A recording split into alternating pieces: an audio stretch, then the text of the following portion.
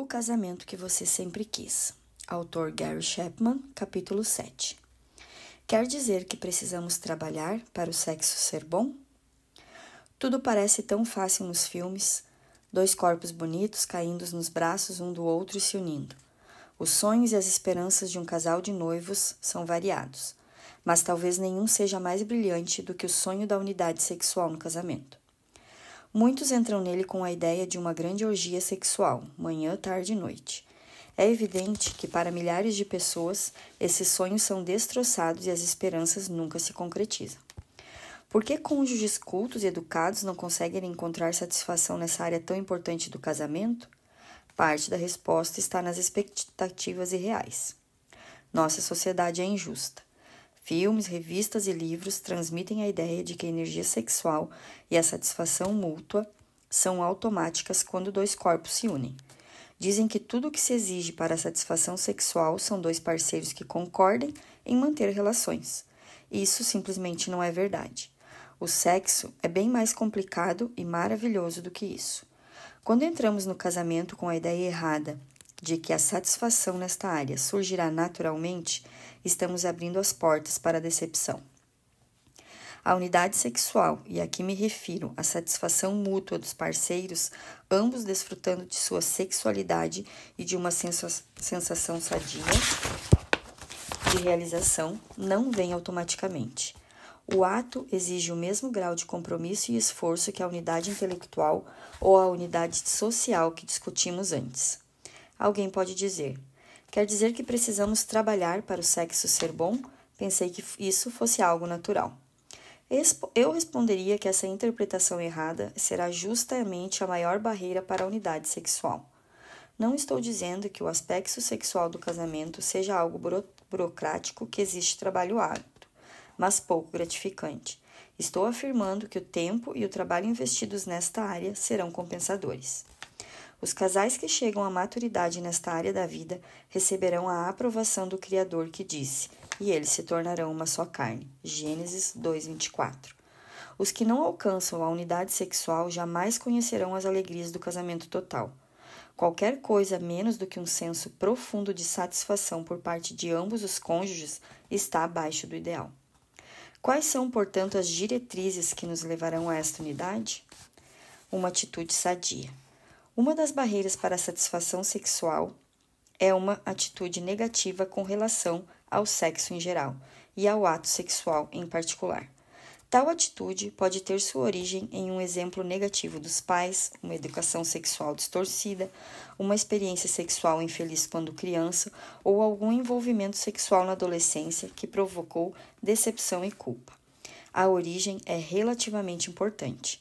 O principal é compreender que somos donos das nossas atitudes. Não precisamos ser escravos de nossos sentimentos negativos para sempre. O primeiro passo para vencer essa atitude negativa é uma exposição à verdade. Jesus disse, se vocês permanecerem firmes na minha palavra, conhecerão a verdade e a verdade os libertará. João 8, 31-32. Qual é a verdade sobre o sexo? A verdade é que o sexo é a ideia de Deus.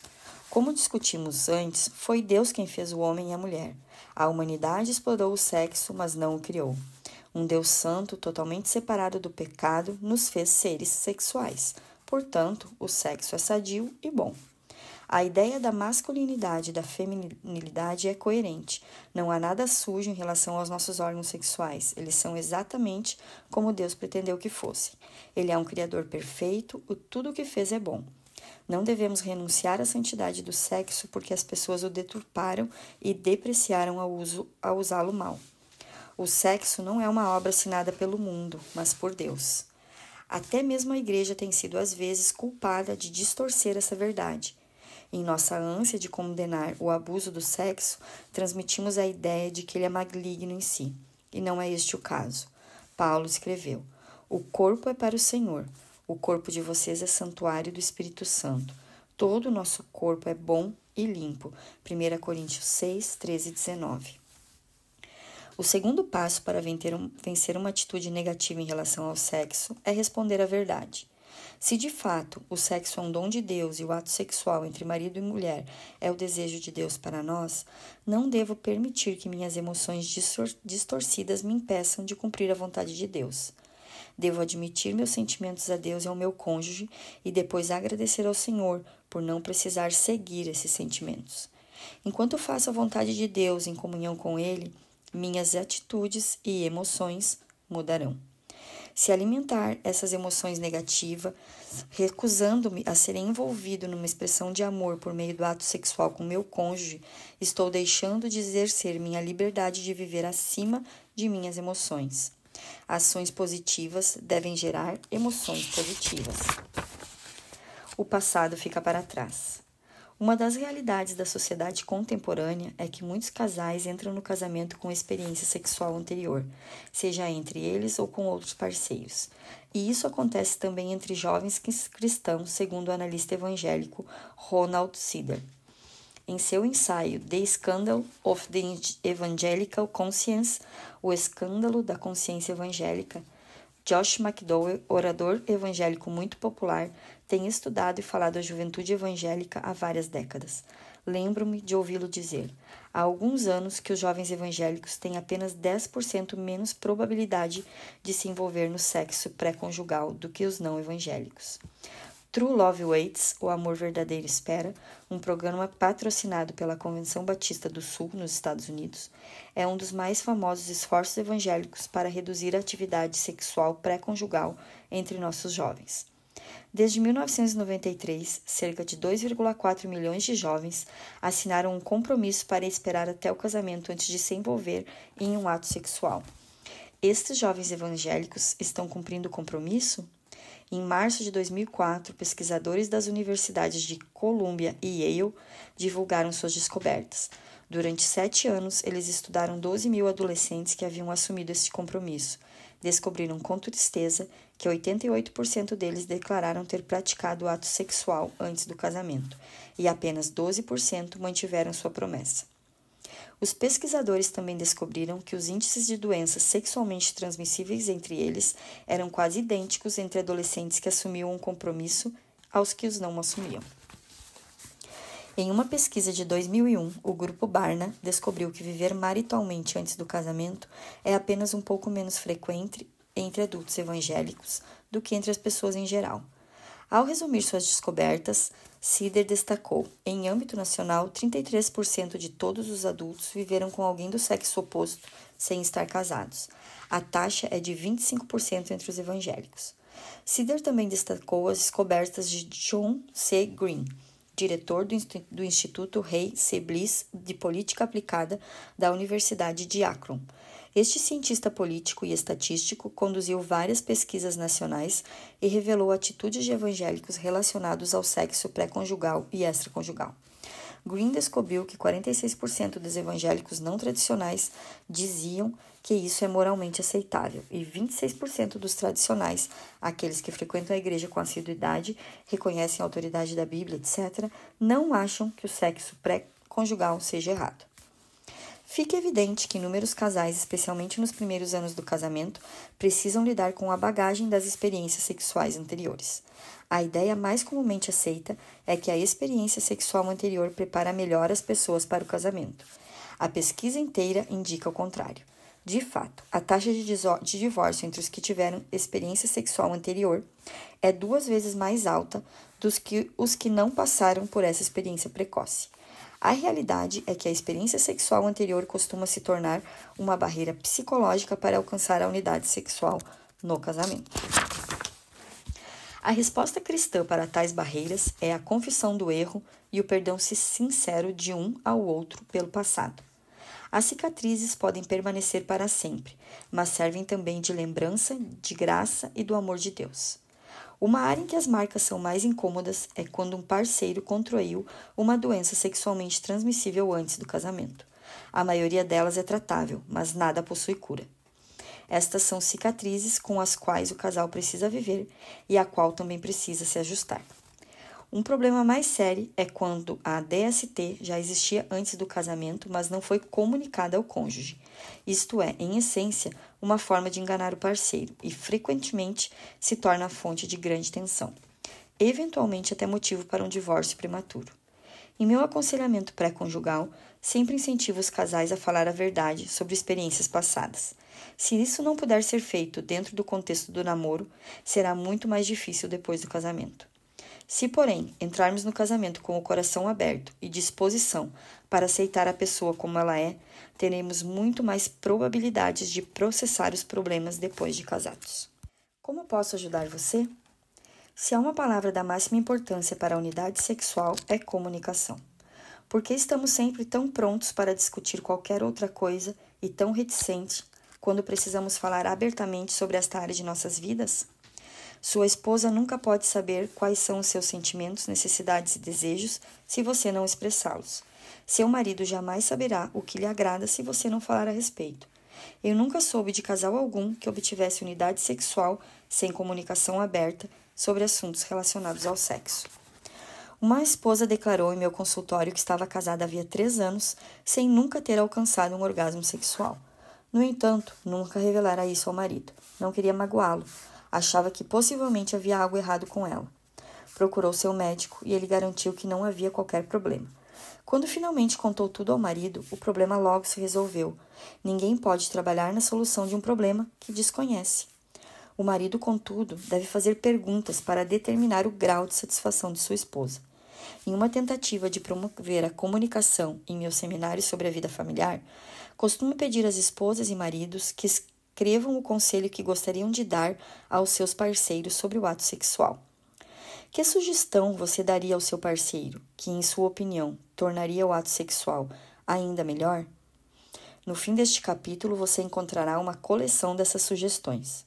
Espero que elas incentivem você e seu parceiro a renovar a comunicação nesta área. Por que o sexo? Alguns casais têm dificuldade em crescer por não compreenderem os propósitos do sexo como revelado nas Escrituras. O propósito mais evidente, mas certamente não é o único, é o da procriação. Ao criar o homem e mulher, Deus os abençoou e lhes disse: sejam férteis e multipliquem-se. Gênesis capítulo 1, versículo 28. O ato sexual com o propósito da criação é a maneira de Deus permitir que compartilhemos a emoção da criação. Há poucas emoções humanas que se igualem à de olhar ao rosto de uma criança, o fruto do seu amor por seu cônjuge. As crianças são sempre vistas nas Escrituras como um dom de Deus. Os filhos são heranças do Senhor, uma recompensa que Ele nos dá. Salmo 127, versículo 3. O que dizer então de métodos anticoncepcionais? Alguns afirmariam que o mandamento original de Deus para encher a terra já foi cumprido, pelo menos nos países mais pobres, que lutam com a superpopulação. Portanto, devemos parar de encher a terra para não fazê-la transbordar. Há, no entanto, um princípio mais envolvido na questão. Somos criaturas responsáveis. Em toda a Escritura, os pais são vistos como responsáveis por cuidar das necessidades dos filhos. Como pai responsável, devo usar a razão ao decidir quantos filhos posso criar.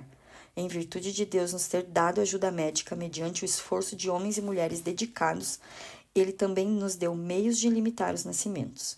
É interessante que tal conhecimento tenha surgido na mesma época em que a preocupação com a superpopulação emergiu.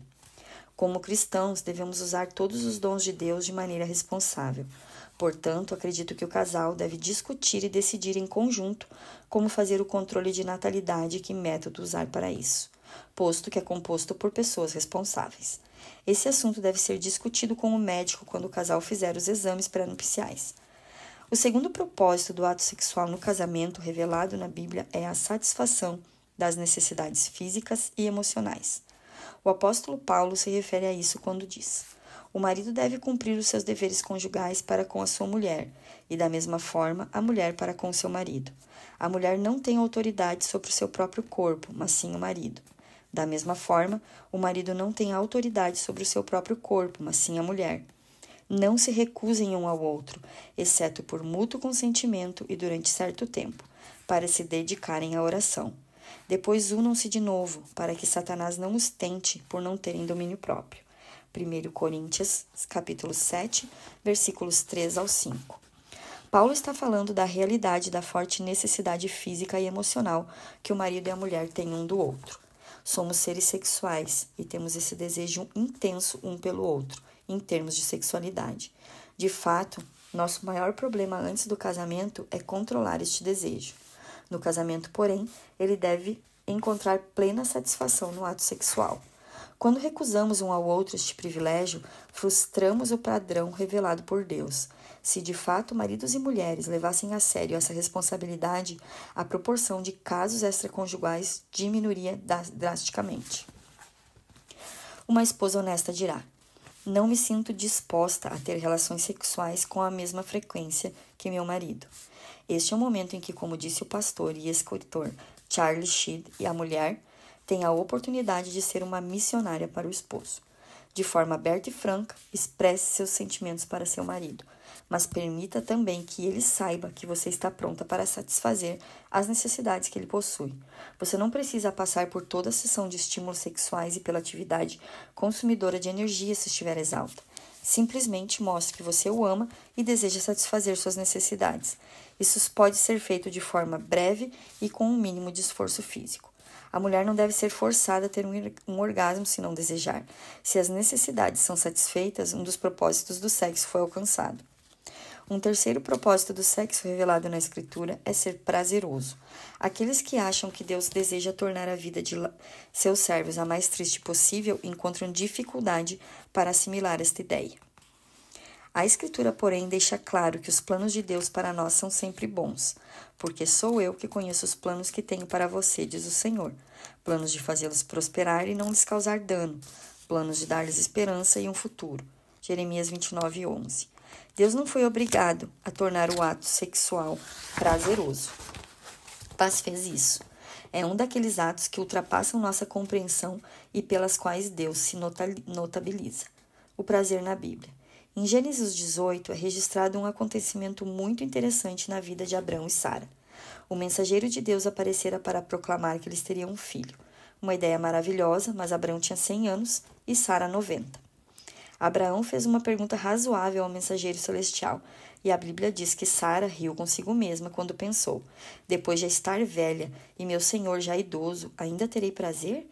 Gênesis 18, capítulo 12. A palavra traduzida por prazer não é a que geralmente se usa nesse sentido em hebraico, sendo empregada apenas neste versículo do Antigo Testamento.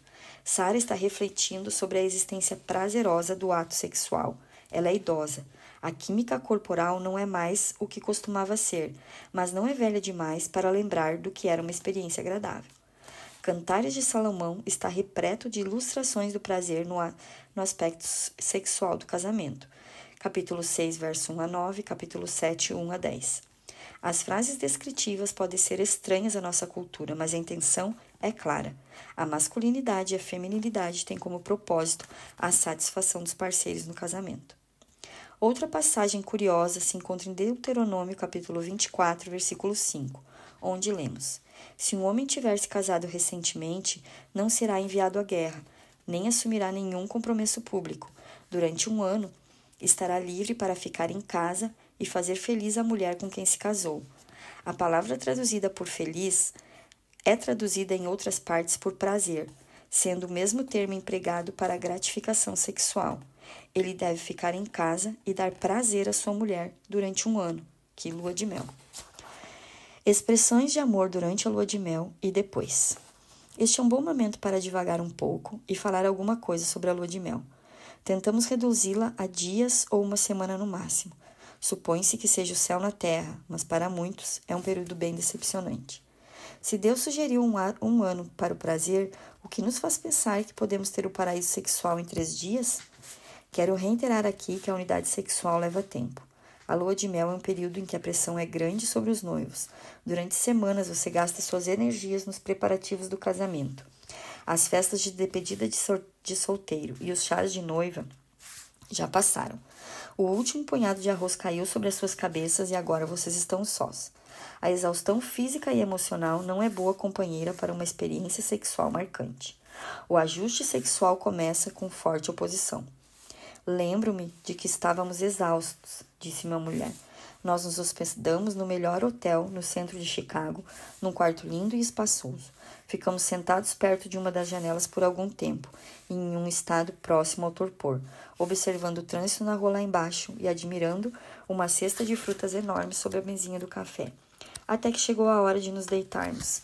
E foi ótimo, mas descobrimos que ambos precisávamos desesperadamente de uma boa noite de sono. Não espere demais da lua de mel. Na melhor das hipóteses, ela é apenas o início que está por vir. Seu prazer sexual na lua de mel será mínimo, se comparado ao que será alcançado anos mais tarde, se vocês se comprometerem a crescer em unidade. Bem próximo à ideia de prazer está o conceito do amor. Um dos desejos do amor é dar prazer à pessoa amada. Portanto, o ato sexual no casamento se transforma em um método muito importante de expressar amor. Isso significa que cada cônjuge deve pensar no prazer do outro. Filipenses capítulo 2, versículos 3 e 4. O marido deve agradar a esposa e ela o marido. É na dádiva mútua que o amor encontra sua expressão mais elevada. As necessidades dele e dela são diferentes. Olha só que gatinha, diz o marido com admiração, enquanto ele e a esposa se vestem pela manhã. Como ele consegue sequer pensar nisso agora? Ela pergunta a si mesma, enquanto procura suas calcinhas pretas novas. A resposta é fisiologia e psicologia. De uns tempos para cá, temos ouvido falar muito sobre as diferenças entre homens e mulheres, mas uma atualização das informações é útil para reforçar a unidade. Deve-se destacar, por exemplo, que para o homem o impulso sexual é mais baseado no corpo do que para a mulher. Ou seja, as gônadas masculinas produzem células espermáticas continuamente. Essas células, juntamente com o fluido seminal, são depositadas nas vesículas seminais. Quando as vesículas seminais ficam cheias, há uma necessidade física de alívio. Não há nada comparado a isso na mulher. Para ela, a necessidade sexual é mais emocional do que física. As implicações dessa diferença são facilmente observadas. Por exemplo, o marido sente pouca dificuldade de se relacionar sexualmente com a esposa 1 hora depois de uma discussão acalorada. A mulher, por outro lado, acharia isso quase impossível. Suas emoções estão muito envolvidas. Ela não pode ter uma satisfação sexual significativa quando as coisas não estão certas em outras áreas do relacionamento. As sugestões que você encontrará mais adiante mostram que, para a mulher, boas relações sexuais começam de manhã e são potencializadas a partir de todas essas pequenas expressões positivas de atenção da parte do marido no decorrer do dia. Bondade e atenção por parte do marido pavimentam o caminho para as experiências sexuais marcantes.